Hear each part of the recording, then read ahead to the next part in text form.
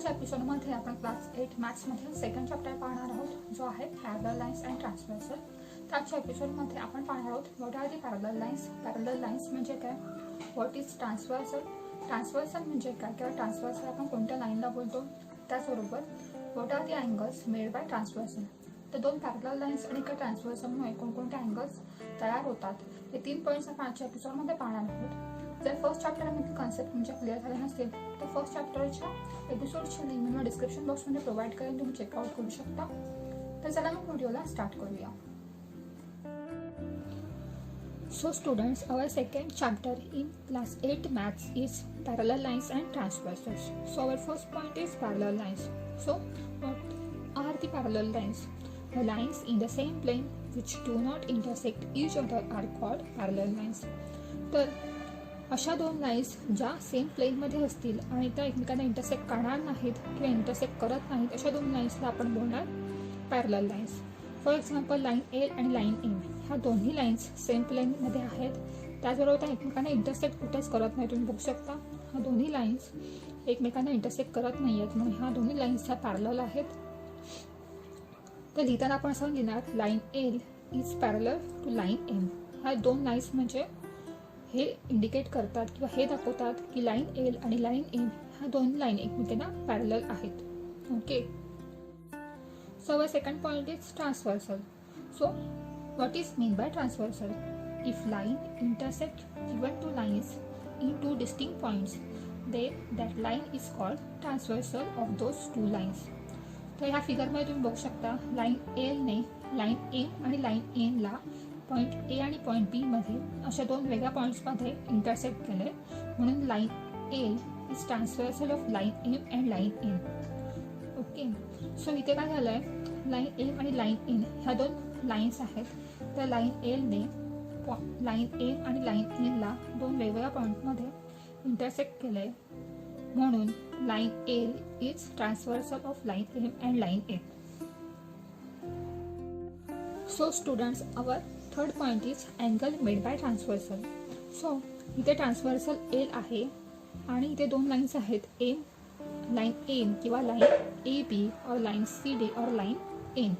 तर इथे ट्रान्सव्हर्सलमुळे लाईन एम आणि लाईन एनवरती दोन इंटरसेक्टिंग पॉईंट बनत आहेत, पॉईंट पी आणि पॉईंट क्यू. या इंटरसेक्टिंग पॉईंटमुळे इथे 4 अँगल्स फॉर्म होतात. फॉर एक्झाम्पल पॉईंट पीमुळे अँगल्स तयार होत आहेत, angle A P E, angle E P B, angle B P Q आणि अँगल क्यू पी ए. असे 4 अँगल पॉईंट क्यूमुळे सुद्धा तयार होतात. Angle D Q F, angle F Q C, angle Q C C Q P आणि angle P Q D. असे total इथे 8 angles तयार होतात ट्रान्सव्हर्सलमुळे. त्यामुळे ह्या अँगल्सचे काही ग्रुप तयार होतात. So our first group is corresponding angle. So corresponding angle म्हणजे कोणत्या अँगलच्या पेअर्सना आपण करस्पॉन्डिंग अँगल बोलणार. तर जेव्हा अँगलचा एक आर्म हा ट्रान्सव्हर्सलवरती असतो किंवा अँगलचे जे दोन आर्म्स आहेत, पेअर म्हणजे दोन अँगलची एक पेअर बनते, त्यामुळे दोन अँगलचे जेव्हा एक आर्म ही एक ट्रान्सव्हर्सलवरती असते आणि त्या दोन्ही आर्म्स सेम डिरेक्शनमध्ये असतात आणि सेकंड आर्म ही ट्रान्सव्हर्सलच्या एका साईडला असते. फॉर एक्झाम्पल घेऊया आपण अँगल ए पी ई आणि अँगल सी क्यू पी. तर तुम्ही बघू शकता अँगल ए पी ईचा एक आर्म पी ई आणि अँगल सी क्यू पीची एक आर्म क्यू पी हे ट्रान्सव्हर्सलवरती आहेत आणि ते सेम डिरेक्शनला आहेत आणि त्यांची जी सेकंड आर्म आहे ए पी आणि आर्म सी क्यू, ह्या दोन्ही आर्म्स ट्रान्सव्हर्सलच्या एका साईडला आहेत, म्हणून हे दोन अँगल्स हे करस्पॉन्डिंग अँगल आहेत. फॉर एक्झाम्पल अँगल हा वाला अँगल आणि हा वाला angle. Okay. So angle A P E आणि अँगल सी क्यू पी चे आर्म्स आहेत पी ई आणि आर्म क्यू पी ह्या ट्रान्सव्हर्सलवरती आहेत आणि त्या सेम डिरेक्शनमध्ये आहेत, म्हणजे वरच्या डिरेक्शनमध्ये आहेत. आणि सेकंड आर्म आहे ए पी आणि सी क्यू ह्या ट्रान्सव्हर्सलच्या एका साईडला आहेत, म्हणून ह्या दोन अँगल्सना आपण बोलणार करस्पॉन्डिंग अँगल. त्याचबरोबर आपल्याला सेकंड करस्पॉन्डिंग अँगल येणार हा वाला आणि हा वाला. अँगल ए क्यू पी आणि angle C Q F. So इथे आपले आर्म्स आहेत पी क्यू आणि आर्म सेकंड आर्म आहे QF. हा ट्रान्सव्हर्सलवरती आहेत आणि ते सेम डिरेक्शनमध्ये आहेत, खालच्या डिरेक्शनमध्ये आहेत. आणि सेकंड आर्म आहे CQ आणि AP. त्या ट्रान्सव्हर्सलच्या एका साईडला आहेत, म्हणून हे दोन पेयर्सना आपण बोलणार.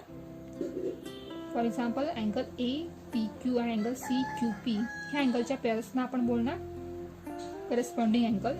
नेक्स्ट आपला अँगलची पेयर आहे अँगल EPM आणि अँगल PQN. फॉर एक्झाम्पल ही वाली.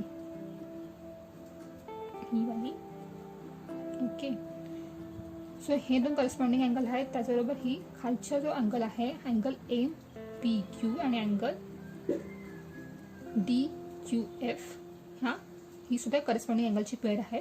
म्हणून असे आपल्याकडे 4 पेयर्स होणार करस्पॉन्डिंग अँगलच्या. तर करस्पॉन्डिंग अँगल म्हणजे अशा अँगलची पेयर ज्या अँगलचे एक आर्म हे ट्रान्सव्हर्सलवरती असतात आणि ते सेम डिरेक्शनला असतात आणि सेकंड आर्म ही ट्रान्सव्हर्सलच्या एका साईडला असते. तर अशा अँगल्सच्या पेयर्सना आपण बोलणार करस्पॉन्डिंग अँगल.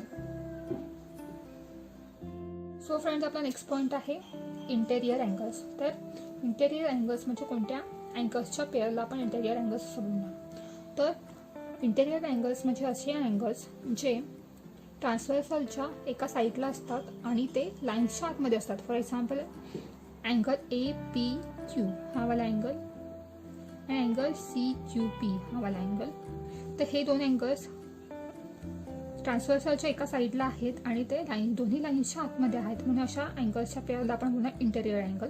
त्याचबरोबर हा वाला अँगल, हा वाला आणि हा वाला अँगल BPQ आणि अँगल PQD. तर हे दोन अँगल्स हे ट्रान्सव्हर्सलच्या एका साईडला आहेत आणि ते दोन्ही आतमध्ये आहेत, म्हणजे लाईन्सच्या आतमध्ये आहेत, म्हणून अशा अँगल्सच्या पेयरला आपण बोलणार इंटेरियर अँगल. तर इंटेरियर अँगलच्या आपल्याला दोन पेयर्स मिळाला. पहिली पेयर आहे अँगल APQ आणि अँगल PQC आणि सेकंड पेयर आहे अँगल BPQ आणि अँगल PQD. तशा टोटल 2 पेयर्स आहेत इंटेरियर अँगलच्या. सो फ्रेंड्स, आपला नेक्स्ट पॉईंट आहे अल्टरनेट अँगल. तर कोणत्या अँगलच्या पेयर्सना आपण अल्टरनेट अँगल बोलणार. तर अशा अँगल्स जे ट्रान्सव्हर्सलच्या अपोजिट साईडला असतात आणि त्यांची एक आर्म ही ऑपोजिट डिरेक्शनवरती असते ट्रान्सव्हर्सलवरती. फॉर एक्झाम्पल मी दाखवते हा वाला अँगल APQ आणि अँगल PQD. हा तुम्ही अँगल बघू शकता, अँगल APQ आणि अँगल PQD. तर हे दोन्ही अँगल्स हे ट्रान्सव्हर्सलच्या अपोजिट साईडला आहेत आणि त्यांची ज्या आर्म्स आहेत, फॉर एक्झाम्पल अँगल APQची ही आर्म PQ आणि अँगल PQDची ही आर्म QP. यांचे डायरेक्शन जर तुम्ही बघितलं तर ते अपोजिट आहे. फॉर एक्झाम्पल PQची डायरेक्शन खालच्या दिशेने आहे आणि QPची डायरेक्शन ही वरच्या दिशेने आहे.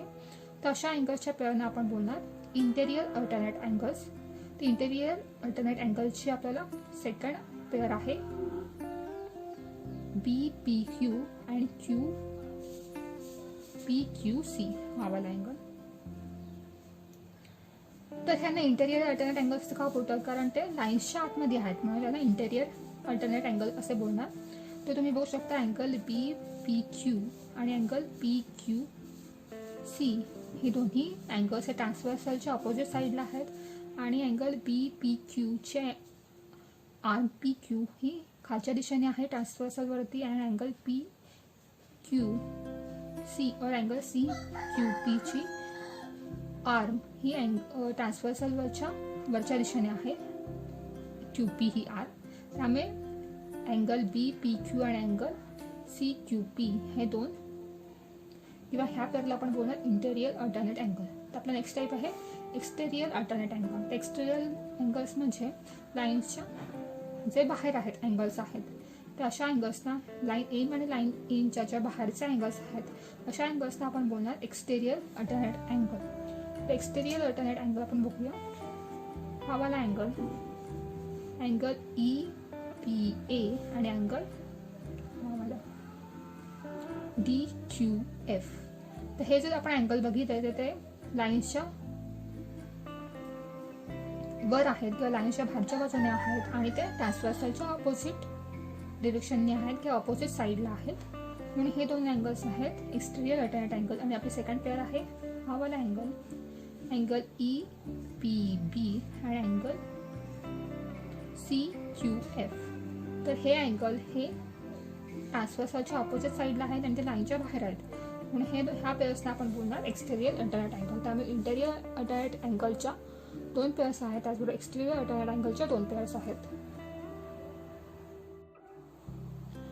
सो गाईज, तुम्हाला आजचा एपिसोड कसा वाटला हे नक्की कमेंट सेक्शनमध्ये कळवा. व्हिडिओ आवडल्यास व्हिडिओला लाईक करा आणि चॅनल सबस्क्राईब करायला विसरू नका. आपण पुन्हा भेटूया एका नवीन व्हिडिओमध्ये. तोपर्यंत बाय बाय.